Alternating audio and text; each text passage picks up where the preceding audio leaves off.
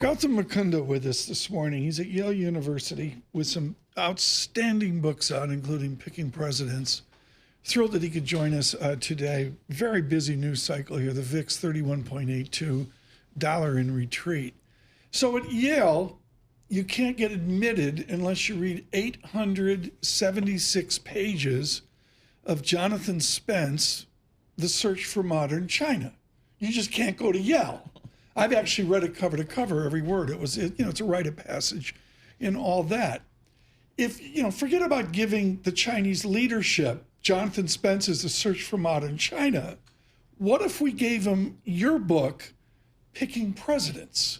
What do you see out of Beijing as they look back on the presidency you've studied so well?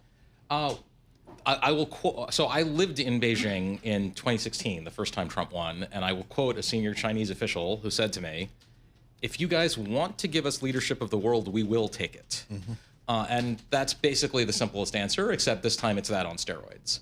If there is a source of American influence and power relative to China that has not been weakened by this administration, I don't know what it is. Urgent message here for Surveillance World. David Gura sends in a note. Thank you, David, for listening this morning in your 3-hour work week. Gura also read every page of the Search for Modern China. So in 2016, you were in Beijing, and those red doors were shocked at what was happening. How do they negotiate? People say we're negotiating. I'm like, after the Japanese news this weekend, really? Are we negotiating, Professor? I mean, I'm sure that they're talking because there'll be back channel discussions at all times, but yeah, right. It is a cliche to quote Sun Tzu about the Chinese, so I'm not going to do that, but I'll say it is a general rule of strategy that when your enemy is making a mistake, get out of the way.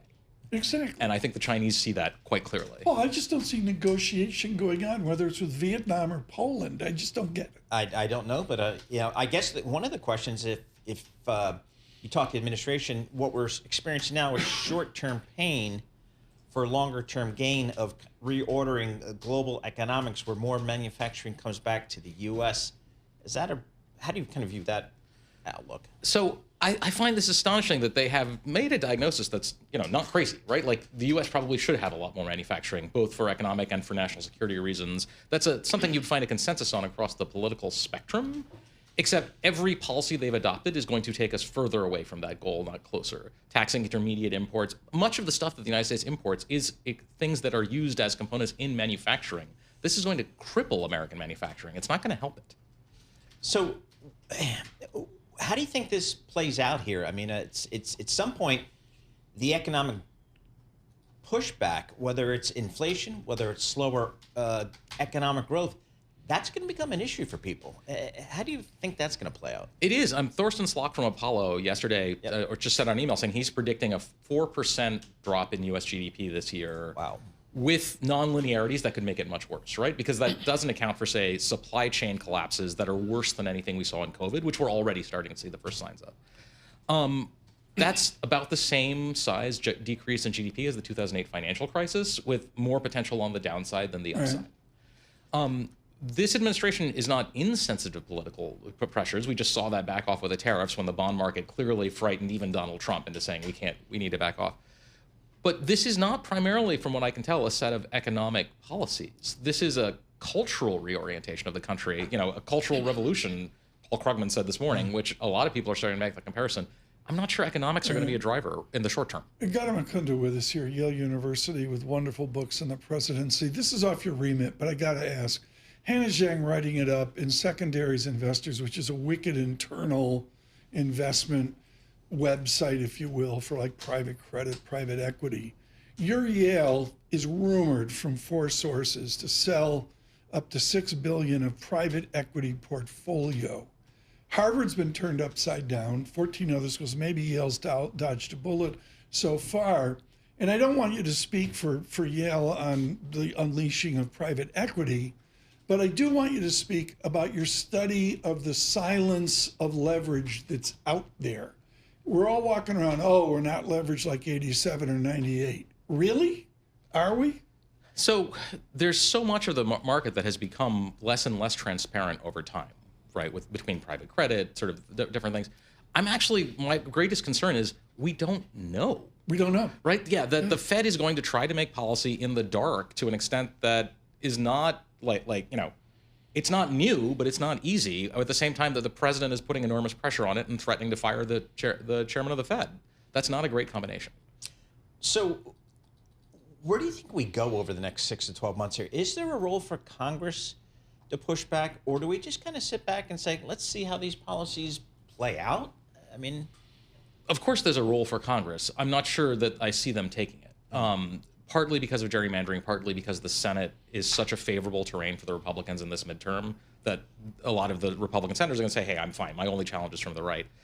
That being said, if we really take a 2008 style downturn, or worse, as was in the offing a couple of weeks ago, Republicans are going to be worried that they're going to see something that looks a lot like 1932, right? Where essentially Republican power was wiped out for a generation. And at that point, the party may respond. It's just my fear is it'll be too late. There's a lot of portraits in the Oval Office right now. Which is the most important presidential portrait for President Trump? Is it Andrew Jackson or is it someone else I'm missing? So it used to be Andrew Jackson. I don't think he put the portrait up, but he has somehow become obsessed with William McKinley, who he believes that McKinley's tariffs made the United States more prosperous than it's ever been. He says this over and over again. I genuinely think his maybe only secure policy belief is the value of tariffs. But just note that McKinley's tariffs, any economist will tell you, were not a success. They were a disaster.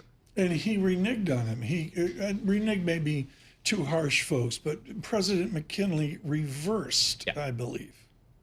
McKinley however, was a much more traditional Republican. Right? He was an establishment Republican. He was backed by the Republican establishment. Mark Hanna, the Karl Rove of his generation, was the power factor. Listen to you. he was the power factor behind Blaine and Maine McKinley. and all that. Trump is not like that. I got 1 minute left here. But one day I woke up, folks, in my ute, and I realized I had no clue about late 19th century America. It was unspoken. My grandparents would talk about it. I grew up in a really strange house. So I read the 2-volume Alan Nevins on Grover Cleveland Alexander. I always say that. Nobody in the modern day gets what I'm doing. Anyways, from Grover Cleveland, it was all party politics then. There's a lot of similarities between the political system now and back then, isn't there? There are. And the American political system does not function well when it is evenly split. That is a rule of American politics that goes back right to the beginning that we forget all the time. What we have when we have a well-functioning government is a dominant party and a subordinate party. And usually that goes for a generation or two at a time. If the downturn, right now, Republicans have the power, but if we get a collapse. We could keep this a 4-hour conversation. I got 30 seconds. Where in God's name are the Democrats if they took 49% of the vote? Struggling, emerging, and I think coming out of their shock. Cory Booker's 25-hour marathon, when he did it, we were all very skeptical. It's like one of your lectures at Yale. He got 350 million likes on TikTok. 350 million. I think they're starting to understand this new social media environment, and maybe some players are starting to get there some traction. Never enough time. Gautam, thank you so much. Gautam Mukunda,